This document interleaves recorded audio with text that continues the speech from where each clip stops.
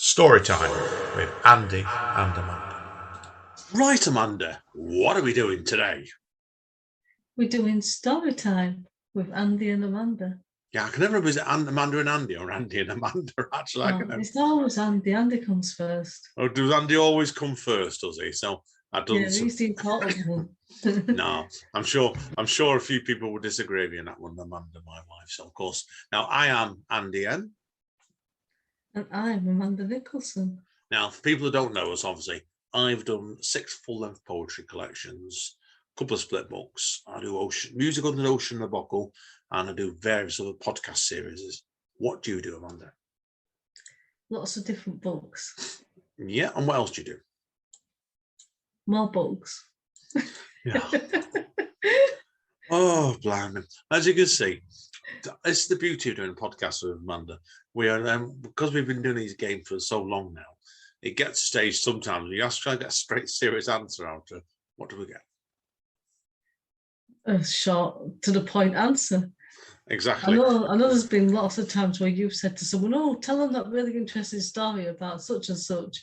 And it's like, I've just narrowed it down to like one sentence. No, you do. Well, if people wonder, this podcast actually is called Storytime with Amanda and Andy N, or Storytime with Amanda and Andy. Not with Andy and Amanda, Storytime with Amanda and Andy. I'm going to stick to that, right? Whether it is or not. Now, what do we do in this short podcast, Amanda? We tell stories or poems. I've actually just got poems today. So. Oh, I've got mine's a bit different, isn't it? So now, obviously, people would have noticed last episode, our December episode, we had a guest of us, the infamous and wonderful Rich Davenport. We don't have anybody today, Amanda, do we? No, there's no guest unless anybody appears. Yeah. Now, obviously, the plan with that is going to be every other month, maybe, or maybe even less for the guests. So it's just me and Amanda today. Now, to kind of make up for that, we're doing 3 pieces each. My last piece is going to be a cover. I thought, well, I'll do something a bit different every time. It's just me and Amanda. So now, that being the case, like I said, we're doing 3 pieces today now. Amanda's going to start this time. Amanda, aren't you? Yes, so I'm going to start off with a serious poem because I know lots of people think I just do funny stuff. Right, this is called Not All Men. Not all men, but the one who follows her home at night. His steps quicken when hers do. Her breath heavy as she breaks into a run. His breath heavy as he knows she won't be fast enough. Not all men, she tells herself, as her screams fall into an abyss. She's just had too much to drink. Don't get involved. Not all men stop to help. When she knows working overtime to pay the bills could cost her life, walking home late at night, or wearing that dress could give off the wrong impression. She doesn't worry about all men, just the one who'll end her life, and the one who won't stop to help. Not all men can control themselves, and so she's expected to carry that weight. Not all men. She carries those words all the way to her grave. A cheerful piece to start us off with today then, Amanda, wasn't it? I felt it was an important poem to write, but yeah, it's not very cheerful. Yeah, now obviously for people who don't know you then, what was the inspiration behind this piece? I think there's just been so much in the media of just like blaming women for things that happen. Like if somebody's walking home at night and it's like, oh, she should be walking home at night, but it's perfectly all right for a man to walk home from work at night. And just that kind of thing. And it's always like lots of people say, oh, what was she wearing? As if that's got anything to do with anything. Yeah, it's an interesting point really, because there was a feature in the local papers, the Manchester Evening News recently, wasn't there? And my mum and dad went on about this yesterday. Do you remember this, Amanda? My dad mentioned it because, and I'm not going to name the area because it's not applicable or appropriate really. But there was a case, wasn't there, where a Manchester Evening News female reporter decided to walk through a certain part of central Manchester, didn't she, just outside? And she got plenty of inappropriate stops and comments of people. So Ben, yeah, so I think it's an important piece to raise that one, Amanda, straight away. I agree with you there. Okay. So are you going to cheer the listeners up now with something a bit more cheerful? I don't know if I've got this cheerful to it's this is more a piece of my memories really, because I did a book a couple of years ago called The Birth of Autumn, And this is a piece that's in that, and it's come from a picture of I think I was 5 when this was took. And in the picture, I'll have to describe very briefly, where there's me, my older cousin Stuart, and my sister, and our other cousin Maria.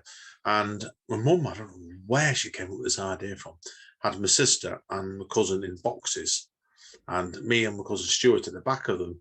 Yeah, and I think the plan was obviously like the girls in boxes, then the boys stood in the back of them. I wanted to be in a box, and I'm stood there crying my eyes out, and it's quite a touching picture, really. So that's why. But yeah, anyway, so this is it. Okay, I wrote 2 poems on this, and I'll read it one out next month. So this one is Sister in a Box.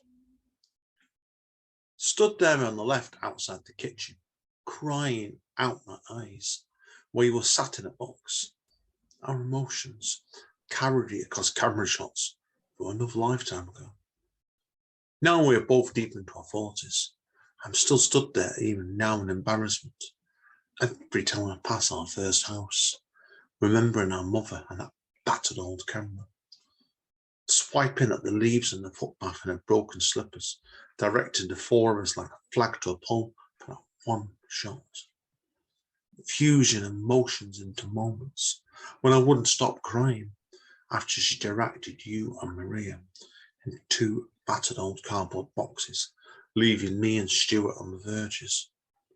Facilitating that picture like a film director into an improvised melodrama, only realizing afterwards, once we'd completed your art statement, I'd been crying my eyes out, wanting to be in one of those boxes. Almost 40 years later, I'm still startled with wet eyes, your words reaching out like hands to comfort me, scaling over memories again.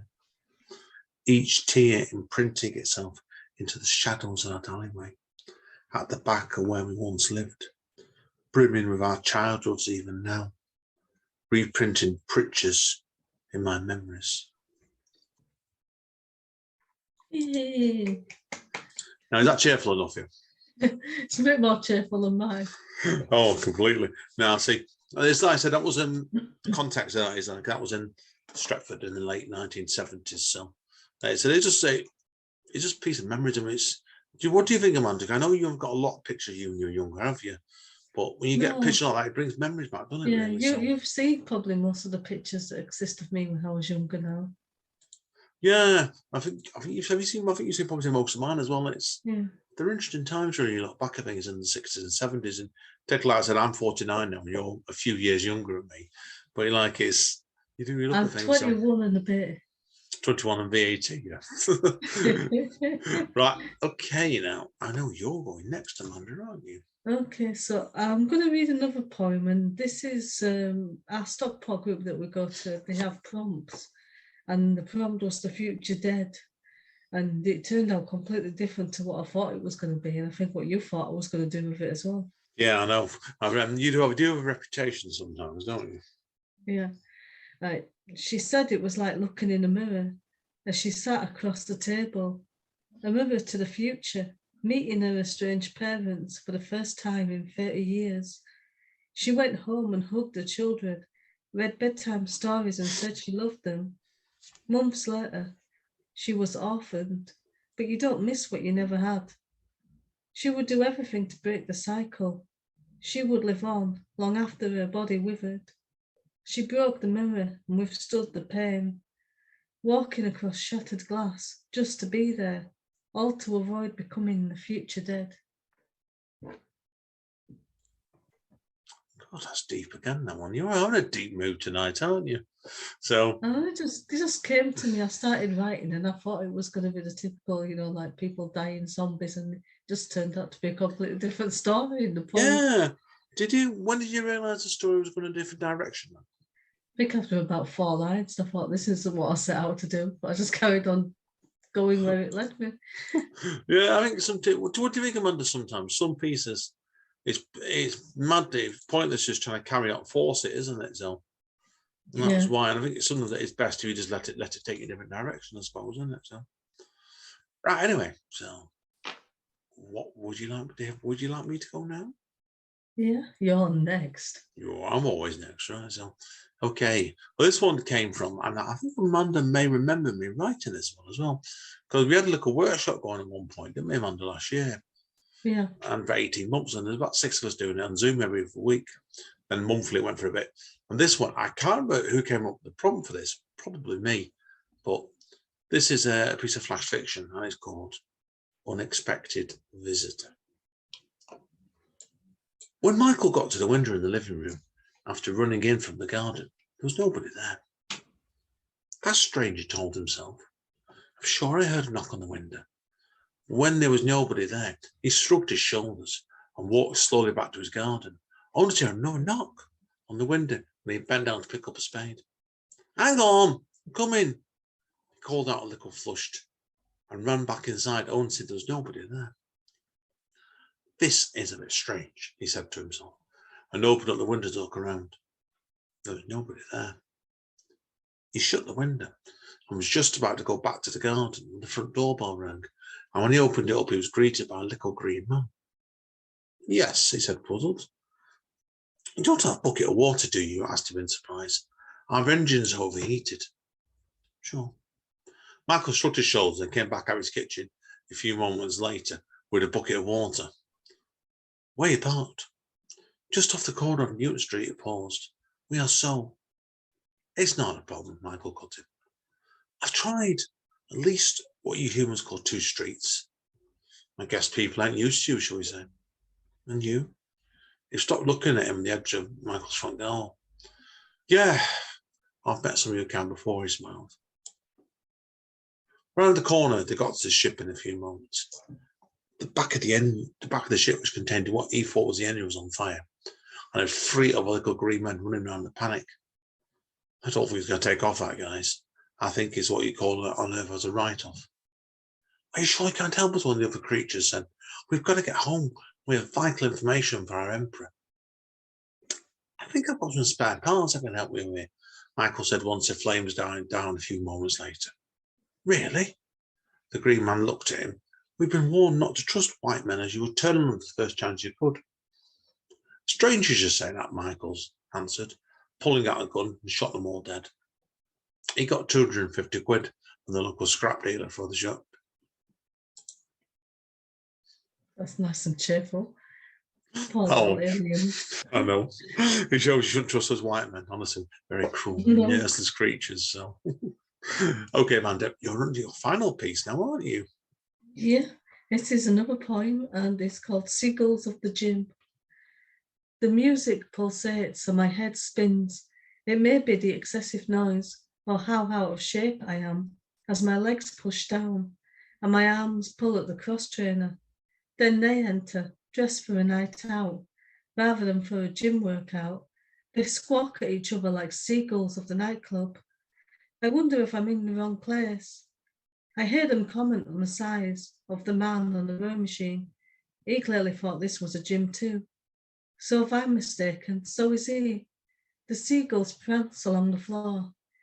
Instead of searching for chips, they visually assess the people, searching for flaws to maximize their own perfections, missing the whole point of a gym and why anyone who doesn't fit their standards might have chosen to disgrace their eyeline.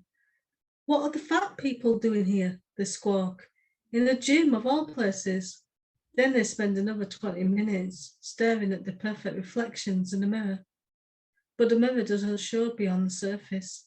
Slowly rotting inside, the seagulls unite, flocking together, unaware of the years to come, when looks will fade and they will have nothing to fall back on. What are the fat people doing here? They squawk again. They shouldn't be here. Looking in the mirror, they realise years have passed and they have nothing left. Now, you say I'm cheerful. I think that's a deep and more good rhythm than mine, that one. Now, I hate having to ask you about this, Monday, but obviously there is a story behind this podcast, this piece, isn't there? So, yeah, we've joined the gym, and obviously we've been going to the gym. It's not just about joining the gym; you actually have to go to it as well. Yeah.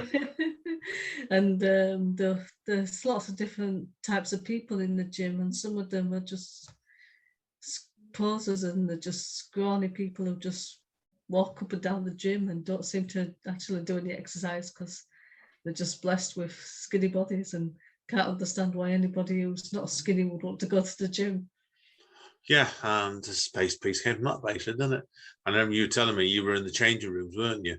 And you came out there and said they'd just been mocking some guy who was near us on one of the machines. So, and I thought, yeah, I'm going to be frank. I'm going to be honest here and say that's what I actually hate about society. Sometimes it's like we're people know us, we're performing writers, and you do occasionally get very cattiness on that. But it's like when you go to the gym. Sometimes it's like, and that's what I hate. I'm sure you agree with me, Amanda.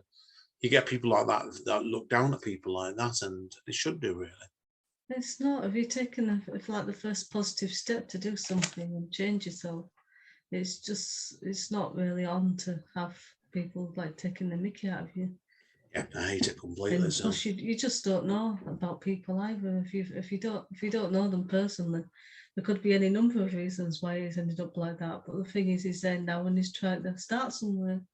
Yeah, I agree completely. So, okay, to cheer things up, should we have a bit of nonsense, Amanda, to conclude with? Yeah, I'm looking forward to the nonsense. This isn't one of ours either, actually. Now, my dad got me a book recently by Edward Lear, and I do have some books he's knocking round. I didn't have this one, and this was called Complete Nonsense. So I kind of decided, didn't we, Amanda, that every episode we do with these, I'm going to try and do I've got maybe one of his, and I've got some Belloc book pieces as well. So you'll be having lots of them in the next couple of months because of nonsense. And maybe Amanda might read one out in the future as well. Yeah. Who knows? So, anyhow, this one is called The Table and the Chair. And I've got no idea why he wrote this, but I really like this. The Table and the Chair.